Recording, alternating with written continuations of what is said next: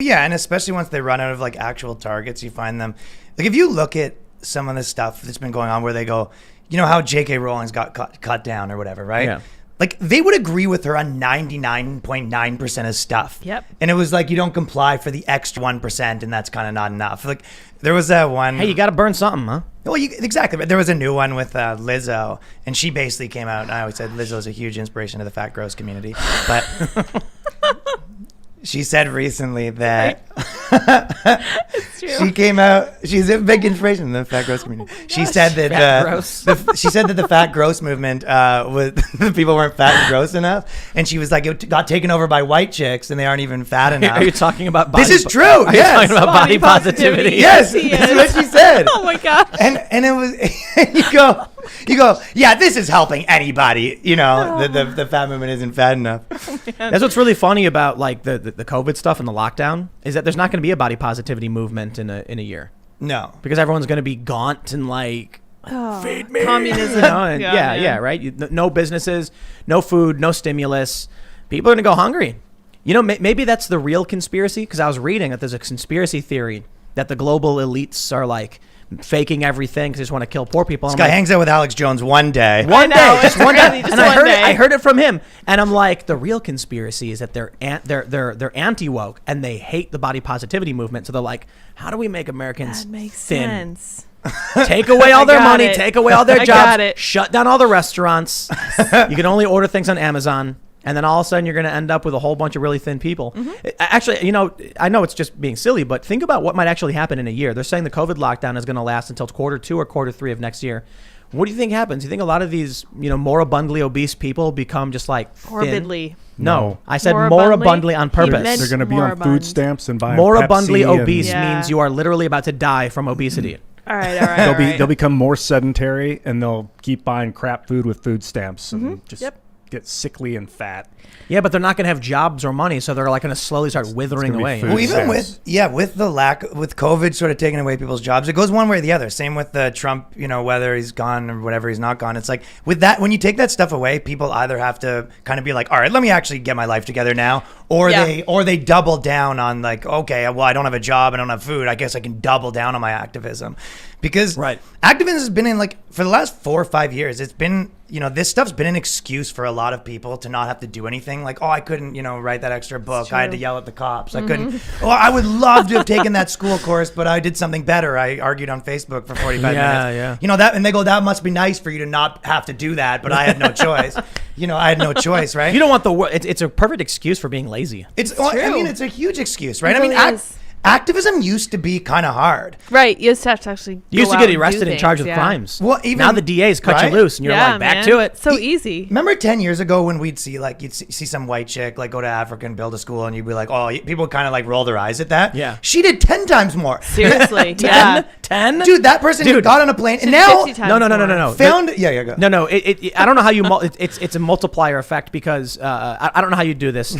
when the far left activism is a net negative, they're not making things; they're destroying things. But I was saying 10 times the energy put in. But you're It's right. true. It's negative 100. Well, none of them do anything. But yeah, That's true. That's true too.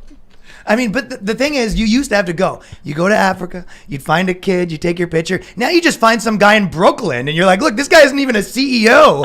Yeah, it's the whole thing now. So I think a lot of people are going to have to figure out, you know, what their life looks like post-Trump and, you know, post-COVID. If you're for the, you know, if you're with the government on COVID, you're with the, you know, government to corporations on, you know, how people should treat each other. It's like, what is... I think post-Trump, there's going to be a lot of Trumpism. That's already what they're saying. Yes. So I'm seeing like somebody tweeted, you know, Trump's lawsuit's not really arguing fraud or whatever. And then someone responded, they're just trying to keep Trumpism going. And I'm like, Trumpism? These Trumpists. Yeah, Trumpists.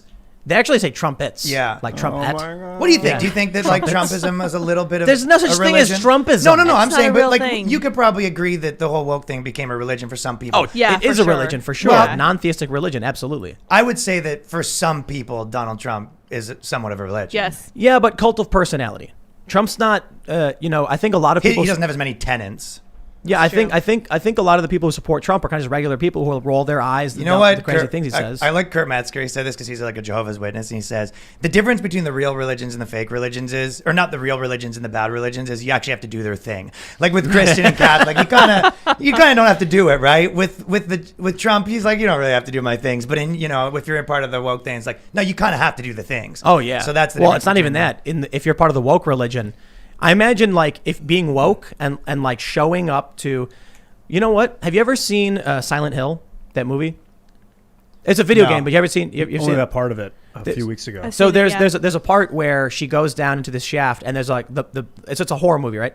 And there's a bunch of nurses, and they're like very busty and attractive, but their faces are all bandaged up, and they're like all twisted, and they have knives.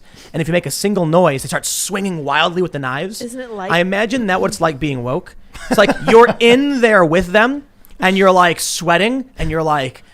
If I say one wrong thing, all of these women are just going to start swinging knives at me and like slashing throats and just 100% accurate. It's exactly what it's like. It is a little bit like that. You know what? And that kind of like aggression, I know I'm kind of making weird analogies here, but a lot of it is just like city chick stuff. Yeah. Because if you think about it, a lot of what's happening is you have a group of like chicks or whatever, and they'll be like, telling people what they should want. Like, this is what you should think's hot. This is what you should want in a woman. Yes. And you go, these are a little bit like hot girl demands. And you have not hot chicks telling them to. Yeah, what's going on with that? It's like a guy that's poor being like, yeah, this is what you should like in a guy. And he's like living on the street and he's never had a job and he's smoking weed on your couch. And he's like, have you heard of life coaching?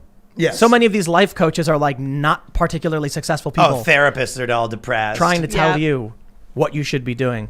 But I think the wokeness is quite literally social pressures from young, like millennial city. Yeah, I don't want to say young because now they're in their 30s. City women, like you said, telling people what they should like, and the guys who think that by agreeing with whatever they say, they'll get laid. Yeah. So you've got 68% of millennial women are Democrat.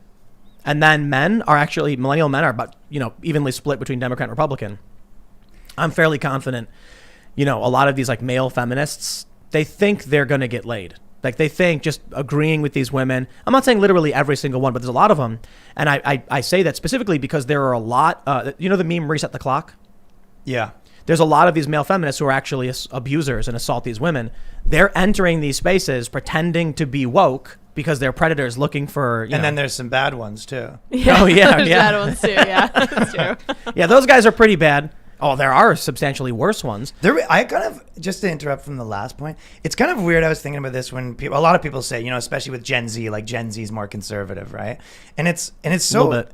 Yeah, but the truth is like those words just got changed. You go, is it really the Gen Z is more conservative, or is it that they're like, well, I know I'm not that, So I think a lot of these words got changed, and one of the things is more authoritarian. But if you actually look at what's being considered conservative, it's just that they've changed all the lines and all the definitions. So Gen Z is only a little bit more conservative in some areas, but they're very much on par with with millennials.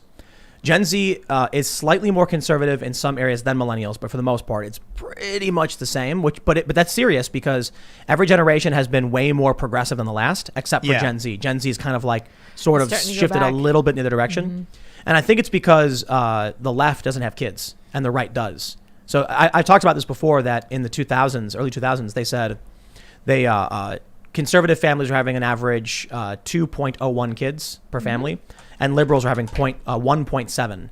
And so add 20 years, you have slightly more conservative Gen Z than you have of liberal. Well, that accounts for some of it, but there's also like a ton of immigrants and stuff like that. So That's true.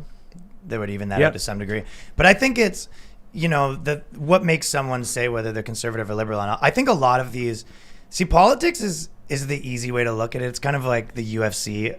Like, with sports, right? If you're like, oh, I'm going to get into sports, like if you're a girl that's like wants to get into something and you want to get into politics, it's so easy. You just pick a team and you go, I'm this, and you don't have to really do anything, right? So it's an easy thing to like get involved with. Like UFC, if you go into basketball or baseball, you need to know the stats. Whereas like a lot of people can just pick a thing. So everything gets looked at through that lens. But I think more so, especially when you're looking at kids and stuff like that, it's a lot of it is like a masculine versus feminine dynamic masquerading as a left-right dynamic. Yeah, absolutely. I mean, Interesting. sounds like something Jordan Peterson would say. Really? Well, yeah. Yeah. Jordan Peterson is giving Joe Biden a run for his money and who has the better hair plugs. Right. Those guys We'll both take look it. like Mr. Burns and now they have like afros. Oh my gosh, we gotta take it. But yeah, so do you know what I mean? Like there's so much all of this stuff where it's like when you look at like freedom, safety, and all of the things that are manifesting themselves as left, right. Right. It's all male, female. Well, that's stuff. why it's interesting that 68%, and this is from I think a year or so ago from Pew Research, 68% of millennial women are Democrats, and then men are evenly split. Like I said, probably because some guys are just not really Democrats; they're just predators, or they're just going after these women. Or No, like for sure though. That weird white knight Simps phenomenon. Yeah, it's like they trust in God, but God is that women taking over, and it's almost like it's vague. No, it's no, like, the white. If I give my power to women, then everything's gonna be all right. It's like I think you're just talking kinda about religious. simps. Just like I would also call them simps. yeah, they're just guys who are like, I will White give knights, you. simps, Yeah, exactly. same I'll give thing. you whatever you want, and that'll Yeah. work for me. And then I'm with whatever. her. I don't know anything Yeah. about her, but she's better But, than him. Well, some people aren't meant to stray from the pack, right? For them, it was, here's what the rules are, and then they'll go, okay, I'll take that. I don't want to be stepping out of line, and this is what they're told to do. So I think a lot of people and there's people in that there's people on all sides that believe what they say. It's not like everyone's that. Right. But I think a lot of people that are feeling like alienated from whatever being on a different side, it's because everyone's like, oh, we need to be more safe. And everyone's feeling, this is what men are. And they go, what? And it's just like all this stuff they're being told about what like a man is. I was talking to, like a chick when girls will say, for example, like, men need to be more emotional. And obviously like girls don't really want that. As soon as, No. dude, when you no. start, go cry a bunch in front of your girl, see Seriously. how much she likes that.